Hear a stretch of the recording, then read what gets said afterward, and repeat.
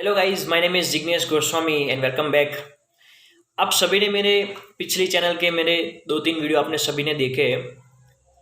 उसमें particular topic पे मैं बात कर रहा था। जो टॉपिक के नेम थे वो थे व्हाट्सएप स्टेटस थे, द रियलिटी ऑफ रिलेशनशिप थे। बट आज का जो टॉपिक है वो वेरी स्पेशल है। आज का जो टॉपिक है वो एक रियल स्टोरी है। एक ऐसे इंसान के बारे में मैं आप सभी को बताना चाह रहा हूँ कि कई हम सुनते हैं ना, कई कई बार कि हर लोग कहते हैं कि यार मेरे लाइफ में ये नहीं तो मैं ये नहीं कर सकता, मेरी लाइफ में वो नहीं तो मैं ये नहीं कर सकता, मेरा तो एक अंग ऐसा है तो मैं ये सब काम नहीं कर सकता वगैरह वगैरह। और ऐसे इंसान अपनी लाइफ में बहुत जल्दी हार मान लेते हैं।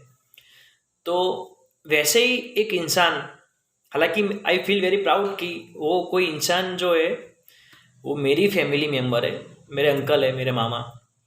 तो उन्हीं के बारे में मैं आज सभी को एक छोटी सी बात, उनकी छोटी सी झलक मैं आपके सामने प्रस्तुत करना चाहूँगा। तो चलिए देखते हैं। नमस्कार, आई एम जिग्नेश गोस्वामी। हम सभी ने सुना होगा कि कोई भी इंसान अपने अंग से कमज़ोर नहीं होता, अपने दिमाग से कमज़ोर होता है। तो वैसी ही एक मिसाल एक इंसान ने प्रूफ करके दिखाई है, और वही इंसान के बारे में मैं आज आप सभी को बताना चाहूँगा। हालांकि वो इंसान मेरे लिए तो आइडल है, क्या पता है सुनने के बाद भी आप उसी को अपना आइडल समझने लगे। तो मैं जिस इंसान के बारे में बात करने जा रहा हूँ उनका नाम है शंभूगिरी बाबूगिरी गोस्वामी। गुजरात के एक छोटे से जिले सुरेंद्रनगर के छोटे से गांव साइला गांव में उनका जन्म हुआ था। 1 जून 1975 को उनका जन्म हुआ, और मानो कि जन्म से ही उनके ऊपर मुसीबत की आफत आप आन पड़ी, क्योंकि वो जन्म से ही दोनों पैर से विकलांग थे। अपने पैरों पर वो चल नहीं पा रहे थे। जैसे तैसे करते वो अपनी दिनचर्या कर लेते थे।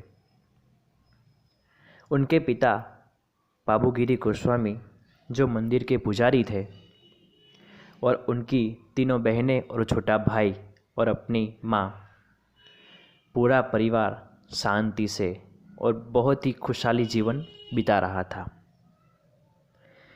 धीरे धीरे करके शंभूगिरी बड़े हो गए, 16-17 साल की उम्र हो गई।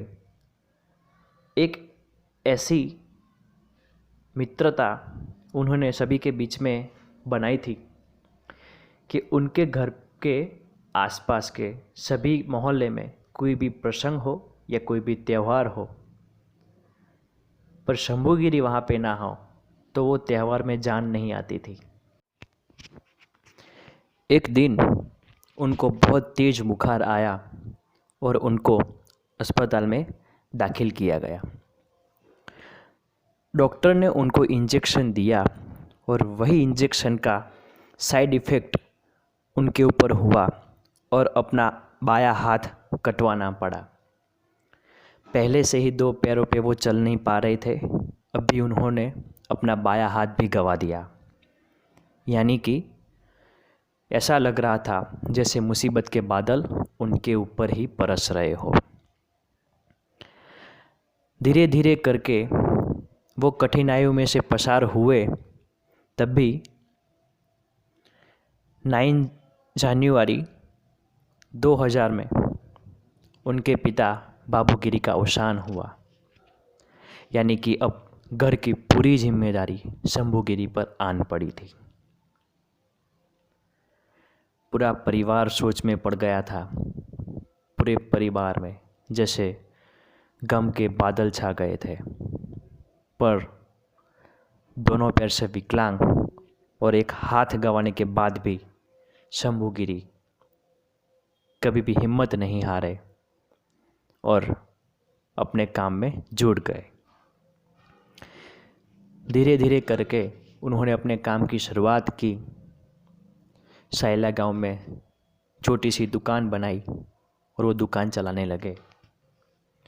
फिर धीरे धीरे करके वो बड़े होते गए और उन्होंने टूर ऑर्गेनाइजिंग का बिज़नेस शुरू करने का सोचा और उन्होंने वो स्टार्ट भी कर दिया। हम सब जानते हैं कि टूर ऑर्गेनाइजिंग करना वो कितना कठिन काम है। हालांकि उनके लिए ये काम अभी बहुत आसान हो गया था, क्योंकि टूर ऑर्गेनाइजिंग जो उनका बिज़नेस है उसके थ्रू उन्होंने अपना नाम अपने गांव, अपने ज़िले या फिर अपने राज्य में नहीं, हालांकि पूरे इंडिया में रोशन किया है। आप यकीन नहीं मानोगे, बल्कि 16 वक्त वो पूरा इंडिया घूमे हैं। 13 टाइम वो बद्रीनाथ घूमे हैं। 9 टाइम वो गंगोत्री, यमुनोत्री और अमरनाथ घूमे हैं। और 27 टाइम वो नेपाल घूमे हैं। और आज भी उनकी टूरिज़्म की बस जो है उनकी बुकिंग एडवांस में हो चुकी है। तो वैसा ही वो धंधे में इतने मशहूर हो गए हैं कि उन्होंने एक बहुत ही तेज़ पकड़ प्राप्त कर ली है। आप यकीन नहीं मानोगे, पर कश्मीर से लेके कन्याकुमारी तक और गुजरात से लेके बंगाल तक पूरे इंडिया में जितने भी स्टेट है, सभी स्टेज में कोई ना कोई इंसान उनको पहचानता है।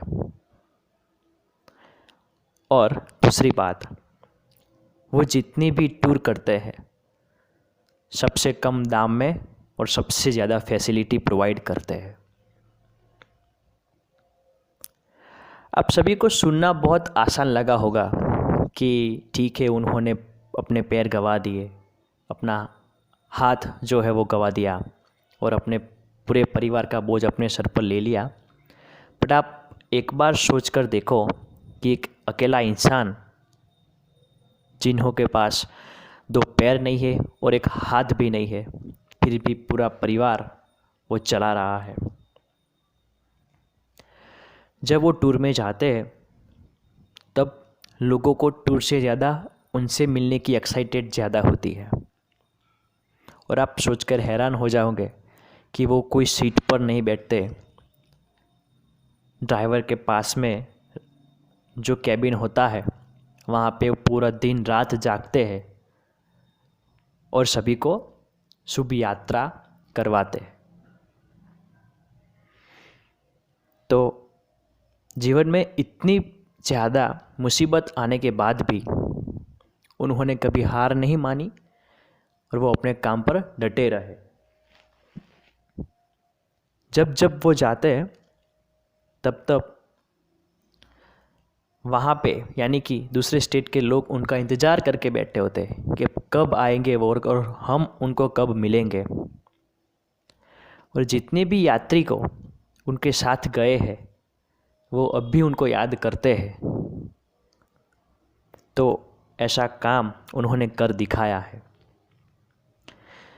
तो मैं बस यही कहना चाहूँगा कि अगर इंसान ठान ले तो पूरा पहाड़ भी चढ़ सकता है। अगर इंसान ठान ले तो सब कुछ कर सकता है।